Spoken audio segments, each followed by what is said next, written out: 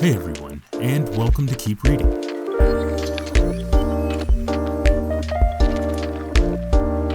Hello, my name is Dustin Reeds, and Keep Reading is a series where I'll read the first chapter of a book, review it, and let you know if it checks all the boxes to keep reading. This week, I'm reading something from the desk of the great Jim Butcher. Most people know him for his Dresden File novels, but if you haven't picked up the first book in the Cinder Spire series, then this one's for you. Albion Merchant Ship, Predator. Captain Grimm flicked the telescoptic up off the right eyepiece of his heavy goggles. The Auroran airship was a faint blot against the thick clouds below, while Predator was hidden high above in the aerosphere by the glare of the sun. A storm was roiling through the mesosphere, the layer of heavy cloud and mist that lay beneath them. But there was still time to reach the enemy vessel before the storm began to interfere with the ship's systems. Grimm nodded once decisively. "We'll go out on the currents. General quarters. Run out the guns, spread the web, top, bottom, and flanks. Full power to the shroud. Set course for the Auroran vessel." "Sound general quarters," Commander Creedy bawled, and the ship's bell gave 3 quick rings, repeated in a surging clamor. "Guns, make ready!" The command was echoed down the length of Predator as the gun crews raced to their turrets. "Spread the web around the clock." Leather-skinned men in goggles and surplus fleet aeronautical leathers leaped into the mast and rigging of the airship, shouting back their compliance. Creedy grabbed the end of the speaking tube and called. "Engineering." "Engineering, aye," came the tinny-sounding answer. "Full power to the shroud, if you please, Mr. Journeyman." "Full power to the shroud, aye. And tell Captain to blow the hell out of them before they can touch our shroud. That storm's too close. He times the approach wrong and we'll be naked." "Maintain discipline, Mr. Journeyman," Creedy said severely. "Maintenance is what I do, idiot," snapped the engineer. "Don't tell me my business, you jumped-up wallipog." "Let it go, Exo," Grimm said very quietly to Creedy. He was smiling, if only barely, at the journeyman's response. The etheric engineer was quite simply too valuable to replace, and the man knew it. The taller, younger man scowled from behind his own goggles and folded his arms. "He should be setting an example for the other men in his compartment, Captain." Grimm shrugged a shoulder. "He isn't going to, Commander. You can't squeeze blood from a stone." He folded his hands calmly behind his back. Besides, he might be right. Creedy gave the captain a sharp look. "Sir, it's going to be very close," Grimm replied. Creedy stared hard at the Auroran ship and swallowed. It was one of the rival Spire's Cortez-class ships, a large merchant cruiser much more massive than the Predator, carrying heavier guns and bearing a thicker shroud. Though the Cortez-class ships were officially trading vessels and not warships, they were well armed and had been known to carry an entire company of Auroran Marines. This ship, Grimm was sure, was the vessel responsible for the recent losses in Albion merchant shipping. "Prepare boarders, sir?" Creedy asked. Grimm arched an eyebrow. "We are bold and daring, Commander, but not maniacs. I'll leave that to Commodore Rook and his friends in the fleet. Predator is a private vessel." "Aye, sir," Creedy replied. "Probably best if we didn't linger about." "We'll rake their web hard, force them down, drop a buoy, and let Rook go after them," Grimm confirmed. "If we stay for a slugging match, that storm could come boiling up and disrupt our shroud." "And theirs," Creedy pointed out. Good Exos did that in the fleet, playing the devil's advocate to the captain's plans. Grimm found the practice mildly irritating. If he hadn't owed Creedy's sister a favor. "They have more and larger guns than we do," Grimm replied, "and much more ship than we do. If we hang naked in front of a Cortez, the worst captain in their fleet would send us all screaming down to the surface." Creedy shuddered. "Aye, sir." Grim clapped the young man's shoulder and gave him a brief smile. "Relax. When fleet disciplines young officers so decisively, they do it to make an impression, so that when they return to their duties in fleet, they won't repeat their mistake. They mean to put you to work again, or it would have been a simple discharge. They'll not leave you hobbled for long.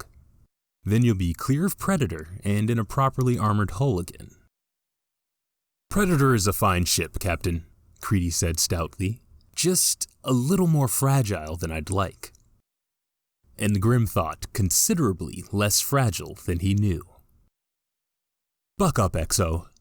Even if we don't bring a prize ship back with us, the bounty for laming her and leaving her to Rook will earn us a tidy bonus. 100 crowns a head at least." Creedy grimaced.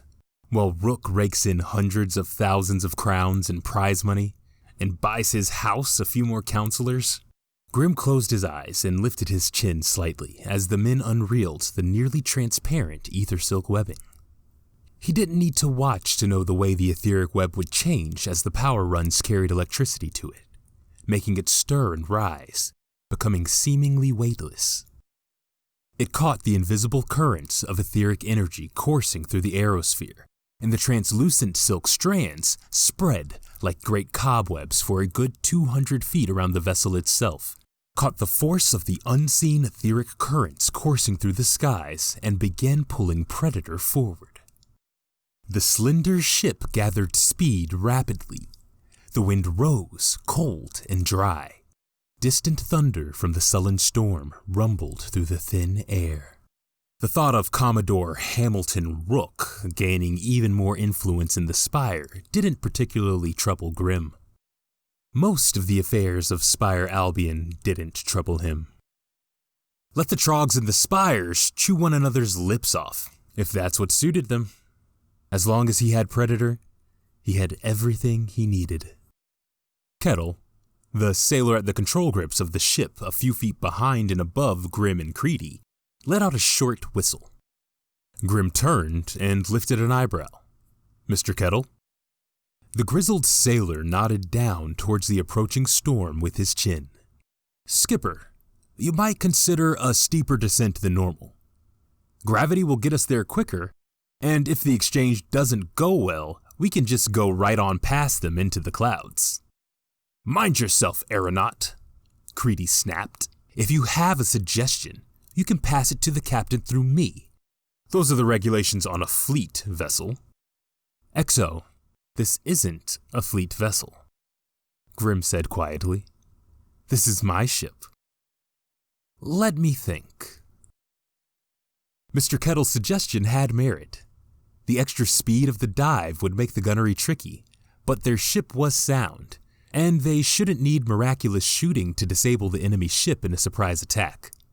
And they would commence the engagement a few moments sooner ahead of the storm. He far preferred their chances if the Predator's shroud was intact around them. Creedy, who could ride out a storm without blanching, began to look a little green at his captain's views of fleet regulations. But he glanced over his shoulder at Kettle and valiantly attempted to continue to do his duty as he saw it. "A steep dive seems unnecessary, sir.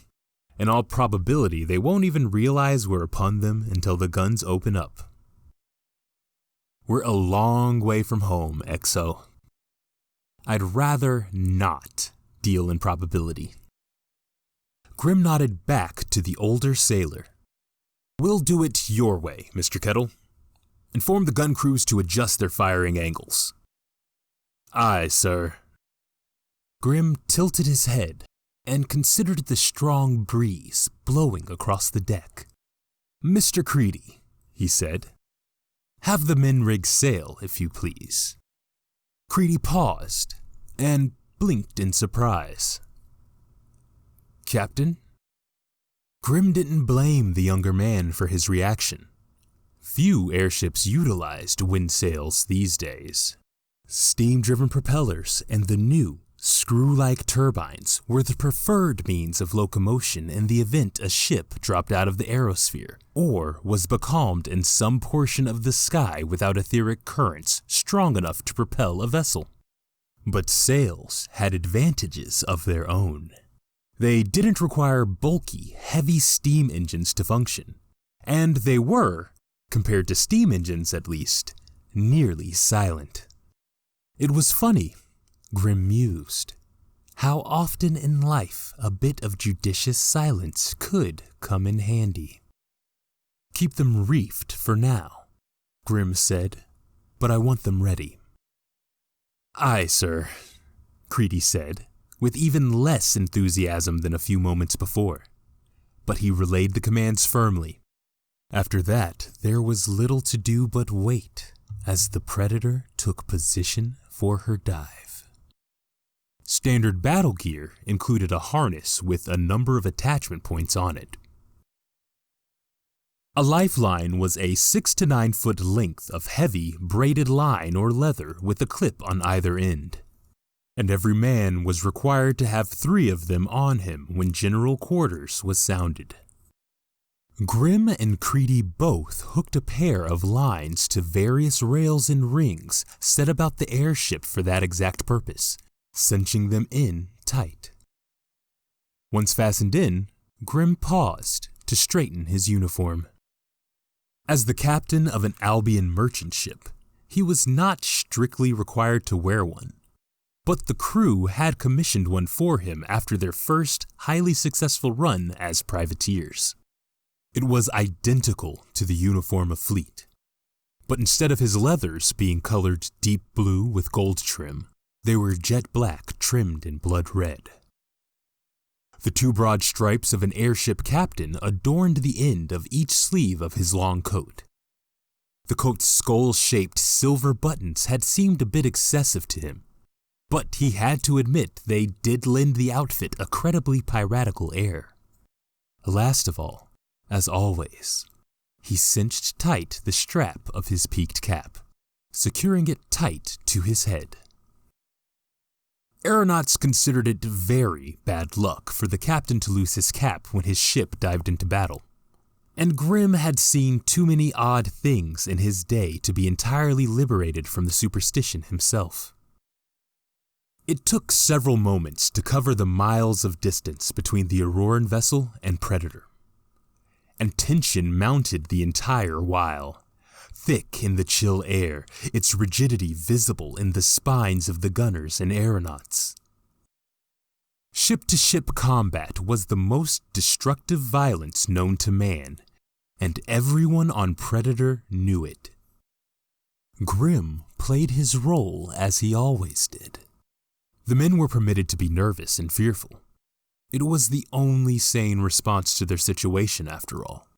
But fear was a disease that could swell and spread, incapacitating crews, and bringing on the destruction that had been dreaded in the first place.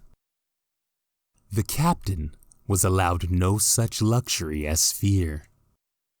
The men had to be sure, not only suspect, but be absolutely certain that their captain knew precisely what he was doing. They had to know that their captain was invincible, infallible, immune to defeat. That sure and certain knowledge was critical to the crew. It allowed them to ignore their fear and to focus their minds upon their duties as they'd been trained to do. Men who functioned as trained, even in the hellish fury of an aerial battle, were absolutely vital to victory. Such a crew tended to suffer far less injury and loss of life, and Grimm would sooner hurl himself off Predator's ventral mastworks than needlessly spend a drop of his crew's blood. So he did what he could to make them fight as efficiently and ferociously as possible. He did nothing. Grimm stood calmly on the deck, his lifelines neat and taut, his hands folded behind him. He stared ahead and allowed himself to show no emotion whatsoever. He could feel the eyes that shifted to him from time to time, and he stayed steady. A reassuring and confident presence. Creedy attempted to emulate his captain, with limited success. He clutched one rail so tightly that his knuckles had gone white, and his breath was coming too hard through his flared nostrils. "Exo," Grim said quietly, smiling. "Perhaps your gloves?" Creedy looked down at his hand and hurriedly removed it from the rail. He spent a moment fishing his gloves from his pockets and donning them. Grim couldn't blame the young man. This would be his first battle aboard Predator, a civilian vessel.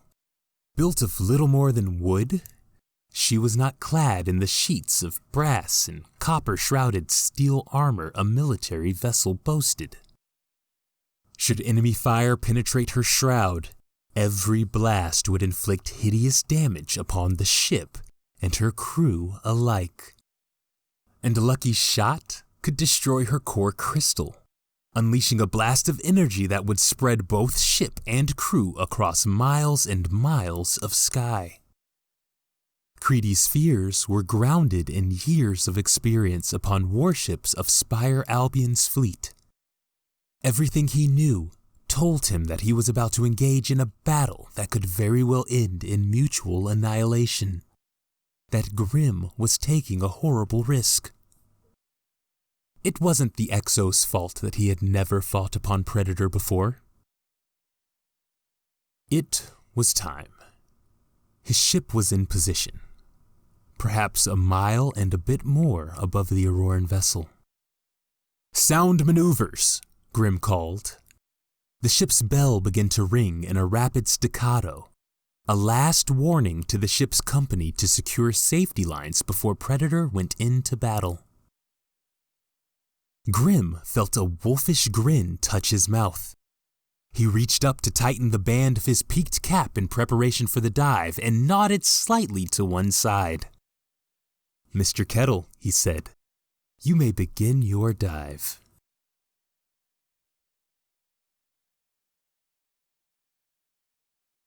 I have always been a fan of the steampunk aesthetic. I actually had the chance to hear Jim Butcher talk about the concept that drove him to write this book at a Chicago Comic-Con, and it started with a question. Why would they wear goggles? Jim Butcher doesn't pull punches with the steampunk-esque language and culture, even in the first chapter. The events of the chapter itself are simple enough. We start with Captain Grim and his crew preparing to dive bomb an enemy Spire's ship. He has a new Exo on board, only because the Exo screwed up and Grim owes his sister a favor. Grim trusts his crew and doesn't stick to the more pointless rules the fleet has. That's something that the new Exo, Creedy, is quick to point out. From what I can tell, Grim sees his ship, Predator, as his freedom. He doesn't care about the Spire's politics, but he would seemingly trade his life for any of his men. He takes his job seriously, but he's not afraid to give his men a smile or two. He chooses a non-fleet tactic to engage a larger enemy vessel, and the chapter ends with him telling Kettle to begin his dive. We're introduced to so many concepts in this first chapter, the biggest being that they have freaking airships. The ships stay in the air by the use of a core crystal and etheric webbing. The ship has an etheric engineer who seems to be a highly prized member of the crew. The terms within the world are dropping left and right. This chapter is a combination of show and tell about the world. There is no action in this chapter, but it's filled with tension that is felt in the background as you read. It's expertly woven into the exposition, and instead of feeling like you're sitting through a lecture, you almost feel like a fly on the wall. The order to dive comes at the end of chapter 1 and flows seamlessly into the second chapter's action. The world was explained just enough for me to maintain immersion from the time chapter 1 started till the end. The Aeronaut's Windlass checks my world building box, it checks my character building box, it checks my freaking airship box. This first chapter ends on that cliffhanger and makes me want to jump right into the second. It definitely checked my keep reading box. If it checked yours too, be sure to check out Jim Butcher's website linked in the description below. As always, I'll have a link to where you can buy the book in the description as well. Oh, and on your way down to the description section, be sure to like and subscribe for more. That really helps support the channel. If you feel like diving the extra mile, like the Aeronaut captain you are, check out my Patreon, patreon.com/DustinReads. I upload outtakes and funny moments all the time. Thanks for making it to the end. Have you read any books that brought you into their world in magic without resorting to an exposition dump from a teacher? Tell me about it. Type "dive" in front of your comment and I'll be sure to respond. Thanks for watching and keep reading.